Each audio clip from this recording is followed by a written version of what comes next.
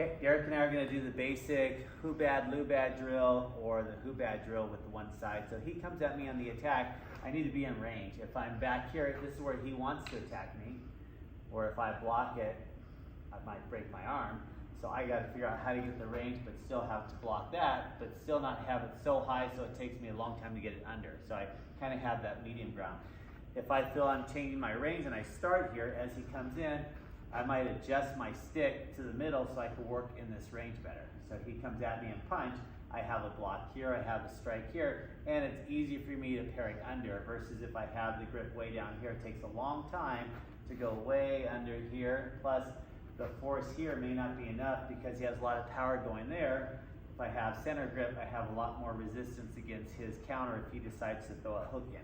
So that's the first thing I want you to work on. So this is not what I want you to do. He comes in, I want you to step in. If my hand's low, I gotta make sure I can bring it up to block here or just kind of change my grip to here. And then I still gotta be able to use my elbow to deflect it, still come over here and spin it. So after a while you get used to the who bad drill or who bad Lou bad drill or who bad Lou bad, however you want to pronounce it. But now he's going to go with the force. If he feels my energy, it's easier for him to spin around and either side fist me, back fist me, or elbow fist me, right? Depends on his range. If he's close, it's the elbow. If he's mid, it's the forearm. If he's far, it's either the side fist or the back fist, okay? So you're going to practice that multiple times on each of these drills. I'm just breaking down the steps. But then I'm going to block that on the next drill. So he comes at me. Again, if I'm far, don't do this.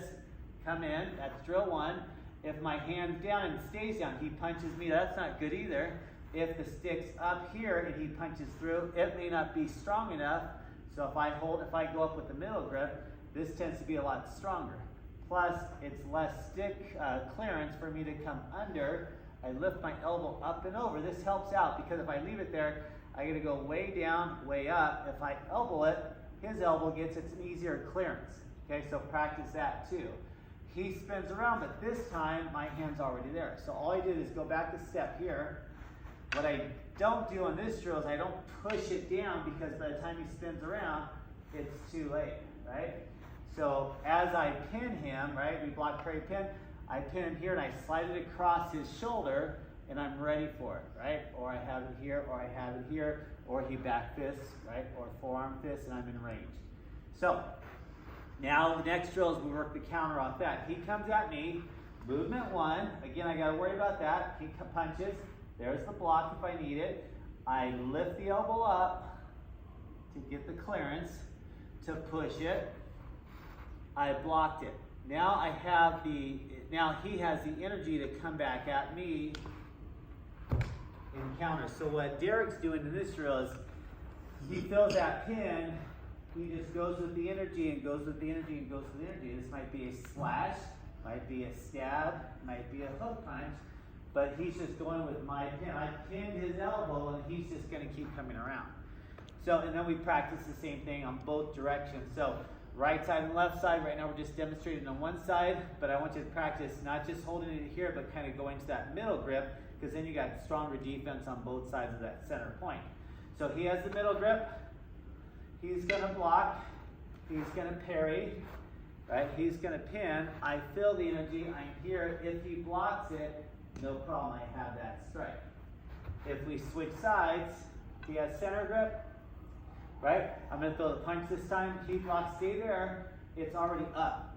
He feels that. Or if I go for the rib, because if the stick's here, and even if I do it here where he has a lot of strength and I don't do it here where it folds in, he's safe there. But what if I decide to go low line, right? It's to no avail. But if he has center grip, he has strength in the resistance right there. If I go for his ribs, no, just keep the hand there, because there's the face, there's the ribs. He doesn't have to do a whole lot to block it in that center grip position. Go to the switch hand. Oh, I'll do it here. You throw the punch. That's a high punch. Now go for a rib cage punch. I really don't have to do a whole lot, right? I don't have to do a whole lot of adjustments. Versus if I had it here, he goes for the top one, I might be okay. He goes for the bottom one, I don't have enough clearance and a defense there, okay? Let's do a couple on the left side real quick. So keep the center grip. I come at you, he blocks. If I throw a punch, he has a block here. He parries and steps. He pushes. He blocks. I return. Okay? I'll attack this time. He blocks, he parries, he pins again. Same drill, or here, or here, or here. Doesn't matter. Okay? He attacks. I'll go middle grip. There's the block I don't want. This is a block that might be okay. This is a block I really want. If I don't get under there, I have it here. He throws a punch high, he throws a punch lower. I have a small adjustments to block, okay? Plus you have this, plus you have that, okay? But I blocked it. I need to come over here and parry. I pin and pushes him for his spinning back fist or spinning elbow or spinning forearm, and he collapses in the rib cage. So this is a tit for tat. Practice both defense and offense on both those, but break it down off of that block parry pin.